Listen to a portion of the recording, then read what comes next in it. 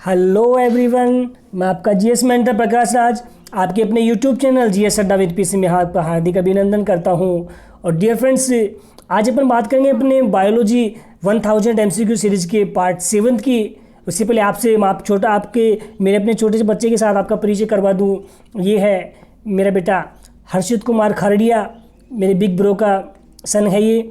और मैं, आप समझ सकते हो कि अगर मेरे बिग ब्रो का सन है तो मैं इसका चाचा हुआ।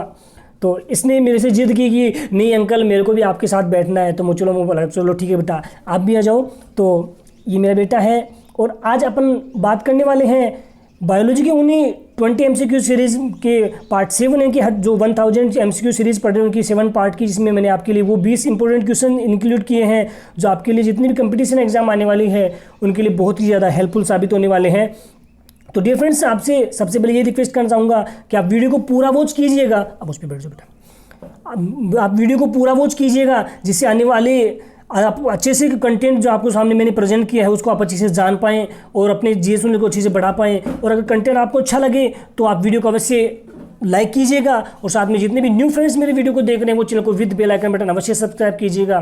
तो बढ़ते हैं अपने फर्स्ट क्वेश्चन की ओर। और आज आपका अपना फर्स्ट क्वेश्चन है वो है, कार्बोहाइड्रेट पाचन के अंतिम उत्पाद हैं। ऑप्शन ए है मोनोसेकेराइड्स, बी डाइसेकेराइड्स, सी ग्लिसरॉल और डी ग्लाइकोजन। तो आपको बताना है कि जो कार्बोहाइड्रेट्स होते हैं उनके पाचन का जो अंतिम उत्पाद क्या होता है। जबकि कार्बोहाइड्रेट्स की क्रिया संपन्न होती है, उस क्रिया के दौरान जो पाचन होता है, पाचन की जो अंतिम उत्पाद होता है वो कौन सा होता है। तो इसका राइट आंसर होगा ऑप्शन ए, मोनोसैकेराइड्स होते हैं। यानी कि जब भी कार्बोहाइड्रेट्स की में पाचन की क्रिया संपन्न होती है तो उसका जो अंतिम उत्पाद बनता है तो अंतिम उत्पाद के रूप में मोनोसैकेराइड्स का निर्माण होता है। ओके फ्रेंड, बढ़ते हैं नेक्स्ट क्वेश्चन। नेक्स्ट क्वेश्चन है, कौन सा पदार्थ शरीर की वृद्धि और नई कोशिकाओं के निर्माण में सबसे अधिक आवश्यक होता है। ए शर्करा, बी वसा, सी लवण और डी प्रोटीन। तो इसका राइट आंसर होगा ऑप्शन डी, प्रोटीन का निर्माण होता है। यानी कि शरीर की वृद्धि व नई कोशिकाओं के निर्माण में सबसे अधिक जो इंपॉर्टेंट तत्व होता है, इंपॉर्टेंट एलिमेंट्स होता है, वो क्या होते हैं, प्रोटीन होते हैं। ओके फ्रेंड, बढ़ते हैं नेक्स्ट क्वेश्चन। नेक्स्ट क्वेश्चन है, किस रूप में प्रोटीन का शरीर में संचरण होता है।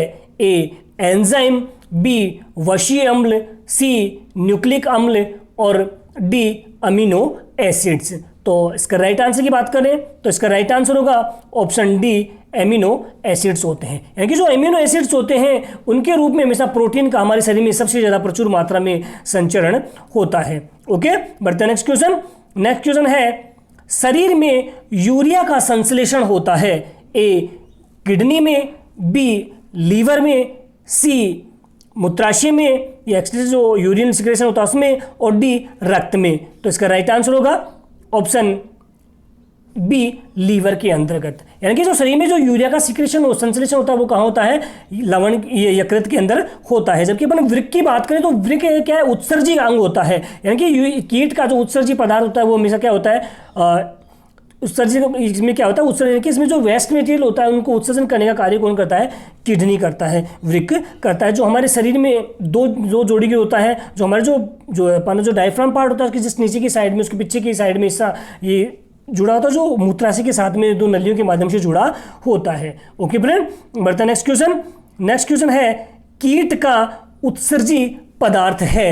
A urea, B alanines, C uric acid और डी अमोनिया। तो इसका राइट आंसर होगा ऑप्शन सी, यूरिक एसिड। यानी कीट का जो उत्सर्जी जो एक्सक्रीटरी पार्ट होता है वो होता है यूरिक एसिड होता है। वैसे तो अपन बात करें वैसे जीव किसे कहेंगे, यानी कि वैसे जीव जो उत्सर्जी पदार्थ के रूप में यूरिक एसिड निकालते हैं उनको यूरिकोटैलिक कहा जाता है। जैसे छिपकली है, सांप है, पक्षी वर्ग है, इसके अलावा जो सरीसृप है, ये सारे यानी कि जो रेप्टाइल्स वगैरह होते हैं ये सारे किसके अंतर्गत आते हैं, उत्सर्जी जो यूरिकोटैलिक होते हैं उनके अंतर्गत आते हैं, जो यूरिक पदार्थ का सिक्रीशन करते हैं। ओके, और ऐसे जीव जो उत्सर्जी पदार्थ के रूप में यूरिया का सिक्रीशन करते हैं उनको क्या कहा जाता है, उनको यूरिकोटैलिक कहा जाता है। ओके फ्रेंड, तो वो जैसे स्तनधारी होते हैं, जो मैमल्स होते हैं, मैमल्स के अंतर्गत जितने भी जिनमें स्तन पाए जाते हैं वो सारे जीव क्या होते हैं, किसका सिक्रेशन करते हैं, यूरिया का। जिसमें सबसे अगर मेन इंपॉर्टेंट बात करें तो अपन खुद हैं, जो मनुष्य होता है वो मूत्र के रूप में किसका, यूरिया का सिक्रेशन करता है। ओके, और वैसे जीव जो उत्सर्जी पदार्थ के रूप में अमोनिया का निष्कासन करते हैं उनको अमीनोटेलिक कहा जाता है। जैसे अमीबा है, हाइड्रा है, मछली, जो जलीय जीव होते हैं ये सारे किसका सिक्रेशन करते हैं, उत्सर्जी पदार्थ के रूप में अमीबा का अमोनिया का सिक्रेशन करते हैं। ओके, यानी कि यूरिया का सिक्रेशन करने वाले तो कौन हो गए, स्तनधारी हो गए। ठीक है जी। यूरिक एसिड का सिक्रेशन करने वाले कौन हो गए, कीट वर्ग हो गए, जिसमें छिपकली, सांप, पक्षी वगैरह ये सारे आते हैं। और अमोनिया का सिक्रेशन करने वाले कौन होते हैं, वो होते हैं जो हाइड्रा है, अमीबा, जलीय जीव, ये सारे। ओके फ्रेंड, तो आई होप सो आप समझ पाए होंगे। बढ़ते हैं नेक्स्ट क्वेश्चन। नेक्स्ट क्वेश्चन है, सभी कीट होते हैं ए अमीनोटेलिक, यूरियोटेलिक, सी यूरिकोटेलिक और डी उपयुक्त में से कोई नहीं। तो इसका राइट आंसर होगा ऑप्शन सी, यूरिकोटेलिक होते हैं। यानी कि सभी जीव होते हैं, सभी जो कीट होते हैं वो हमेशा किस प्रकार के होते हैं, यूरिकोटेलिक होते हैं। ओके फ्रेंड, बढ़ते नेक्स्ट क्वेश्चन। नेक्स्ट क्वेश्चन है, रवों के रूप में सबसे पहले किस एंजाइम को तैयार किया गया था, ए जाइमेज एंजाइम को, बी यूरिएज एंजाइम को, सी लाइपेज एंजाइम को और डी प्रोटीएज एंजाइम को। तो सबसे पहले अपन बात करें तो इसका राइट आंसर होगा ऑप्शन बी, यूरिएज एंजाइम को। यानी कि रवों के रूप में सबसे पहले जिस एंजाइम को तैयार किया गया था उसका नाम है यूरिएज एंजाइम। और लाइपेज एंजाइम की बात करें तो जो लाइपेज एंजाइम होता है वो उसको फैटी एसिड और ग्लाइकोलाइज में परिवर्तित करने का कार्य करता है। किसको, फैट्स को। जो लाइपेज एंजाइम होता है वो वसा को किस में कन्वर्ट करता है, फैटी एसिड और जो क्या बोलते हैं ग्लाइटोसिरोल होता है जो उसको परिवर्तित करने का कार्य करता है। ओके फ्रेंड, बढ़ते हैं नेक्स्ट क्वेश्चन। नेक्स्ट क्वेश्चन है, उत्सर्जन की इकाई है। ऑप्शन ए है न्यूरॉन, बी एक्सोन, सी नेफ्रॉन और डी उपयुक्त में से कोई नहीं। तो आपको बताना है कि जो उत्सर्जन की इकाई होती है वो कौन सी होती है। तो इसका राइट आंसर होगा ऑप्शन सी, नेफ्रॉन होती है। यानी कि जो उत्सर्जन की यूनिट होती है वो कौन होती है, नेफ्रॉन होती है। नेफ्रॉन होती है वो किडनी की एक इकाई होती है। किसकी इकाई होती है, किडनी की इकाई होती है नेफ्रॉन। ओके, और तंत्रिका तंत्र की इकाई कौन होती है, न्यूरॉन। किडनी की इकाई तो नेफ्रॉन होती है, तंत्रिका तंत्र की अपन बात करें तो उसकी इकाई न्यूरॉन होती है, और एक्सोन होती है वो न्यूरॉन का ही क्या होता है, एक हिस्सा होता है। ओके, तो एक्सोन एक न्यूरॉन से दूसरे न्यूरॉन के अंतर्गत संदेशवाहक के रूप में कार्य करता है। यानी कि मैसेंजर के रूप में कार्य कौन करता है, एक्सोन पार्ट करता है। किसके अंदर, न्यूरॉन्स के अंदर करता है। ओके फ्रेंड, तो आई होप सो आप समझ पाए होंगे। बढ़ते हैं नेक्स्ट क्वेश्चन की ओर। नेक्स्ट क्वेश्चन है, वृक्क की खराबी के कारण रक्त में यूरिया की मात्रा बढ़ने को क्या कहते हैं। यानी कई बार आपने देखा होगा कि कहते हैं कि इसका लीवर डैमेज हो गया, इसका गुर्दा खराब हो गया। तो उस कंडीशन में अगर जब जो लीवर खराब हो जाता है, लीवर का नाम है, किडनी खराब हो जाती है तो उसमें जो रक्त में यूरिया बढ़ जाती है उसको क्या कहते हैं, ए यूरेमिया, बी एनूरिया, सी यूरोक्रोमिया और डी उपयुक्त सभी। तो इसका राइट आंसर होगा ऑप्शन ए, यूरेमिया कहते हैं। क्या कहा जाता है उसको, यूरेमिया कहा जाता है। ओके, बढ़ते नेक्स्ट क्वेश्चन। नेक्स्ट क्वेश्चन है, पक्षी होते हैं ए अमोनोटेलिक, बी यूरियोटेलिक, सी यूरिकोटेलिक और डी उपयुक्त में से कोई नहीं। तो इसका राइट आंसर होगा ऑप्शन सी, यूरिकोटेलिक। यानी कि पक्षी होते हैं वो हमेशा कैसे होते हैं, यूरिकोटेलिक होते हैं। और वैसे जीव जो यूरिन के द्वारा यूरिक एसिड निकालते हैं उनको यूरिकोटेलिक कहा जाता है। जैसे छिपकली है, पक्षी है, सांप है आदि क्या होते हैं, ये यूरिकोटेलिक पक्षी यूरिकोटेलिक होते हैं जो हमेशा अपने यूरिन के साथ में किसका सिक्रेशन करते हैं, यूरिक एसिड का सिक्रेशन करते हैं। ओके फ्रेंड, बढ़ते हैं नेक्स्ट क्वेश्चन। नेक्स्ट क्वेश्चन है, मनुष्य के किडनी में पत्थरी बनती है ए वसा के ब्लॉकेज से, सी वृक्क में बालू के कणों से, सी वृक्क में प्रोटीन्स के लोकेलाइजेशन से और डी वृक्क के पेल्विस में ऑक्जेलेट जैसे लवणों के क्रिस्टलों से। तो आपको बताना है कि जो मनुष्य की किडनी के अंदर जो पत्थरी बनती है, स्टोन बनता है, उसको वो क्या होता है। तो मैंने आपको बताया था कि जो उसको ऑक्जेलिक एसिड कहने का तो मनुष्य के वर्ग में पत्थरी बनती है, वो किससे बनती है। तो इसका राइट आंसर होगा ऑप्शन डी, वृक्क के पेल्विस में ऑक्जेलेट जैसे लवणों के क्रिस्टलों यानी कि कैल्शियम ऑक्जेलेट के नामक एक पदार्थ अपने शरीर के अंदर इकट्ठा हो जाता है किडनी के अंतर्गत, जो स्टोन को जन्म देता है। ओके फ्रेंड, बढ़ते नेक्स्ट क्वेश्चन। नेक्स्ट क्वेश्चन है, ऊंचाई पर मनुष्य में लाल रुधिर कणों की संख्या बढ़ जाती है क्योंकि वहां, आपको बताना कि जब जो मनुष्य ऊंचाई के ऊपर जाता है तो उस दौरान उसके जो रेड ब्लड सेल्स होते हैं, उसकी जो आरबीसी होती हैं जिनका जीवन काल 120 डेज का होता है, उनकी संख्या बढ़ जाती है। तो ऐसा क्यों होता है? ए, ऑक्सीजन अधिक होती है, बी, ऑक्सीजन कम होती है, सी, वायु में सूक्ष्म जीव होते हैं, और डी, शरीर को नरम रखने के लिए अधिक ऊर्जा होती है। तो इसका राइट आंसर होगा ऑप्शन बी, ऑक्सीजन कम होती है। ओके फ्रेंड, बढ़ते नेक्स्ट क्वेश्चन। नेक्स्ट क्वेश्चन है, किसी प्राणी में रुधिर नहीं होता है किंतु श्वसन होता है, यानी कि आपको उस प्राणी का नाम बताया जिसके अंतर्गत रुधिर नहीं होता है लेकिन उसके अंदर रेस्पिरेशन की क्रिया होती है। ए, केंचुआ, बी, मेंढक, सी, हाइड्रा, और डी, मीन यानी कि मछली। तो इसका राइट आंसर होगा ऑप्शन सी, हाइड्रा होता है, यानी कि हाइड्रा के अंदर बिल्कुल खून नहीं पाया जाता, रक्त नहीं पाया जाता है, लेकिन हमेशा वो क्या करता है? श्वसन क्रिया करता है। ओके, तो बढ़ते हैं नेक्स्ट क्वेश्चन। तो अपना नेक्स्ट क्वेश्चन है, किस प्राणी में, ये तो बता हुआ है ना। नेक्स्ट क्वेश्चन है 14 नंबर, श्वसन क्रिया का नियंत्रण होता है। ऑप्शन ए, केंद्रीय तंत्रिका तंत्र द्वारा, बी, अनुकंपी तंत्रिका तंत्र द्वारा, सी, परानुकंपी तंत्रिका तंत्र द्वारा, और डी, स्वचालित तंत्रिका तंत्र द्वारा। तो इसके राइट आंसर की बात करें तो इसका राइट आंसर होगा ऑप्शन डी, स्वचालित तंत्रिका तंत्र द्वारा। तो इसका राइट आंसर क्या होगा? स्वचालित तंत्रिका तंत्र द्वारा होता है। ओके फ्रेंड, बढ़ते हैं नेक्स्ट क्वेश्चन।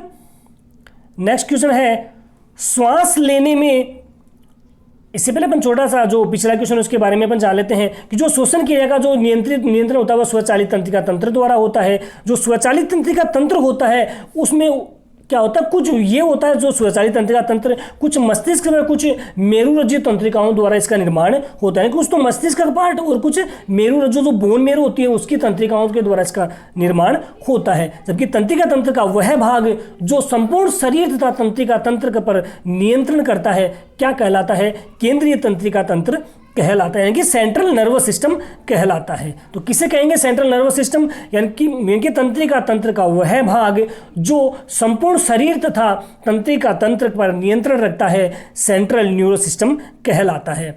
ये जो होता है, इसके अलावा परानुकंपी की बात करें तो परानुकंपी तंत्र होता है वो उन सभी अंगों को क्या करता है? नर्व सप्लाई करता है, उनके अंदर नर्व सेल्स को सप्लाई करने का कार्य करता है। ओके, यह आँख की पुतलियों को क्या करता है? सिकोड़ने का कार्य करता है। इसके अलावा वह श्वेत जो ग्रंथियाँ होती है उसे पसीने के स्राव को क्या करता है? घटाता है, कम करता है। ओके, बात करें अनुकंपी तंत्रिका तंत्र की यानी कि सिंपैथेटिक नर्वस सिस्टम की, तो ये आँख की पुतलियों को फैलाने का कार्य करता है और श्वेत जो अपने जो पसीना निकलता है उसको क्या करता है? बढ़ाने का कार्य करता है और रक्त में जो शर्करा का स्तर होता है उसको भी क्या करता है? इंक्रीज करने का कार्य करता है। ओके, तो अनुकंपी की बात करें तो परानुकंपी की बात करें तो परानुकंपी तो क्या करता है? आँख की पुतली को करता है? सिकोड़ता है, पसीने के स्राव को कम करता है, रक्त में शर्करा के स्तर को कम करता है। जबकि इसके विपरीत जो अनुकंपी तंत्र होता है, सिंपैथेटिक होता है, वो हमेशा शर्करा के स्तर को इंक्रीज करता है, आँख की पुतली को फैलाने का कार्य करता है और साथ में जो श्वेत ग्रंथियों से जो पसीना स्रावित होता है उसको भी क्या करता है? इंक्रीज करने का कार्य करता है। Okay friend, I hope so आप समझ पाए होंगे। बढ़ते हैं नेक्स्ट क्वेश्चन। नेक्स्ट क्वेश्चन है, श्वास लेने में ऐच्छिक विषयों के लिए इंपल्स प्रारंभ होता है। ए, मेडुला से, बी, सेरिब्रम से, सी, स्पाइनल कॉर्ड से, और डी, वेगस तंत्रिका से। तो इसका राइट आंसर होगा ऑप्शन ए, मेडुला से।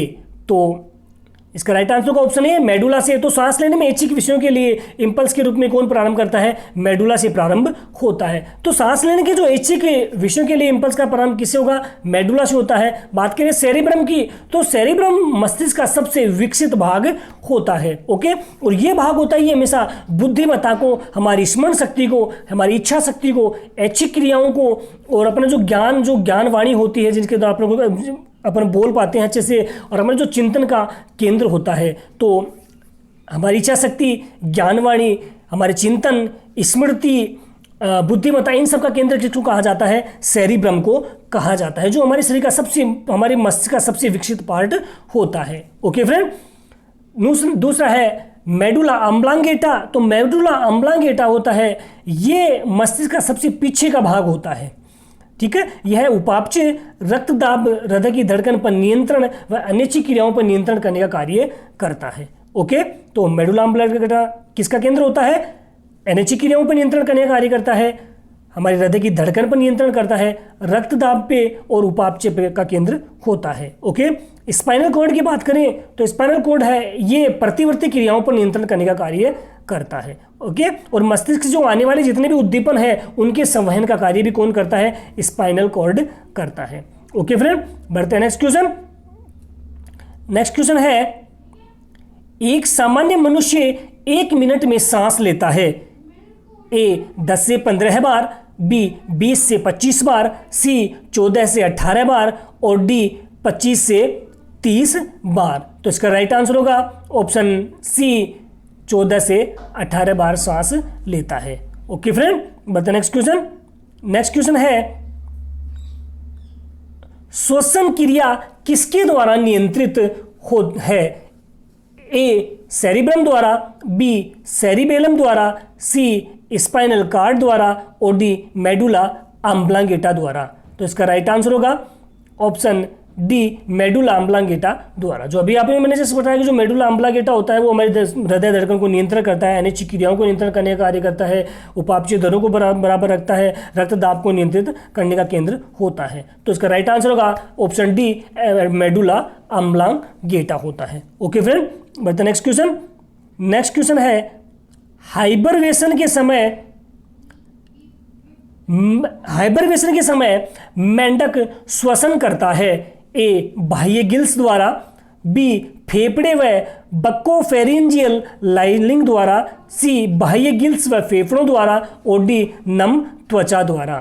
तो इसका राइट आंसर होगा ऑप्शन डी, नम त्वचा द्वारा करता है। यानी कि जो हाइबरनेशन में जो एस्टिवेशन के समय मेंढक होता है वो हमेशा नम त्वचा द्वारा श्वसन करने का कार्य करता है। कहने का मतलब जब मेंढक पानी के अंदर प्रेजेंट रहता है तब वह बाह्य गिल्स के द्वारा श्वसन करता है, और पानी के जब बाहर रहता है उस समय किसके द्वारा? और ये नम त्वचा के द्वारा श्वसन करता है, जिसमें हाइबरनेशन और एक होता है एस्टिवेशन के समय श्वसन करने का कार्य करता है। और जब मेंढक जमीन पर रहता है तब फेफड़ों द्वारा श्वसन क्रिया करता है। पानी के अंदर रहता है तब तो किसके द्वारा करता है? बाह्य गिल्स द्वारा श्वसन करता है, और पानी के बाहर रहता है, जमीन पर रहता है, तब फेफड़ों के द्वारा श्वसन क्रिया करता है। ओके फ्रेंड, बढ़ते हैं नेक्स्ट क्वेश्चन। नेक्स्ट क्वेश्चन है, मनुष्य में निश्वासित वायु में ऑक्सीजन की कितनी मात्रा होती है? ए 4%, बी 16%, सी 10% और डी 20%। तो इसका राइट आंसर होगा ऑप्शन बी, 16% करती है। यानी कि जो इंस्पायरेशन की अपन बात करें, इंस्पायरेशन में मनुष्य 21% क्या होता है? ऑक्सीजन लेता है, जबकि निश्वासित वायु में O2 की मात्रा कितनी होती है? 16 या 17%। कई जगह 16 लिखा होता है, कई जगह 17। तो आपको दोनों याद रखना है, 16% या 17%। जो भी आपके सामने आंसर ऑप्शन आएगा वही आपका राइट आंसर होगा। तो बढ़ते हैं नेक्स्ट क्वेश्चन। नेक्स्ट क्वेश्चन है, निम्नलिखित किसकी उपस्थिति के कारण रक्त में कार्बोनिक अम्ल की सांद्रता नहीं बढ़ती है? ए Na+, बी K+, सी Ca2+ और डी Mg2+। तो इसका राइट आंसर होगा ऑप्शन ए, Na+। यानी कि Na+ की उपस्थिति के कारण जो रक्त में कार्बोनिक अम्ल है उसकी सांद्रता कभी भी नहीं बढ़ती है। ओके फ्रेंड, बढ़ते हैं नेक्स्ट क्वेश्चन। तो thank you friends, thanks for listening and watching this video. तो दोस्तों, कैसा लगा आपको आज का कंटेंट? क्या वाकई में आपको लगता है कि आपके लिए बहुत ज़्यादा हेल्पफुल साबित हो सकता है? आपके किसी भी फैमिली मेम्बर या आपके किसी भी फ्रेंड्स की जो कंपटीशन एग्जाम की प्रिपरेशन कर रहे हैं, उनके लिए हेल्पफुल साबित हो सकता है। तो आपके जितने भी सोशल मीडिया ग्रुप में इसमें ज़्यादा इसको शेयर कीजिए। अब इससे इतना सा होगा, कहीं ना कहीं उनको अच्छा लगेगा, वो आपको थैंक्स कहेंगे और मेरा भी एक जो छोटा सा मैसेज है वो आप तक पहुँच पाएगा। तो दोस्तों, कैसा लगा आपको आज का कंटेंट? आप कमेंट बॉक्स में मुझे मैसेज करके अवश्य बताएं। और आपकी कोई भी क्वेरी रहती है तो भी मुझे आप कमेंट बॉक्स में मैसेज कर सकते हैं, या डिस्क्रिप्शन बॉक्स में मेरे व्हाट्सअप नंबर दिए हैं, उन पे भी आप मुझे मैसेज कर सकते हैं। तो आज के लिए इतना ही फ्रेंड्स, और यही कहूँगा जितने मेरे न्यू फ्रेंड्स देख रहे हैं वो वीडियो को विद बेल आइकन बटन आप इससे सब्सक्राइब कीजिए, इससे आने वाले जितने वीडियोज हैं उनके नोटिफिकेशन आपको मिल सके और आप अपने जीएस नॉलेज को गेन कर सके। तो आज के लिए इतना ही फ्रेंड्स, मिलते हैं नेक्स्ट वीडियो में। तो धन्यवाद फ्रेंड्स, जय हिंद, जय भारत।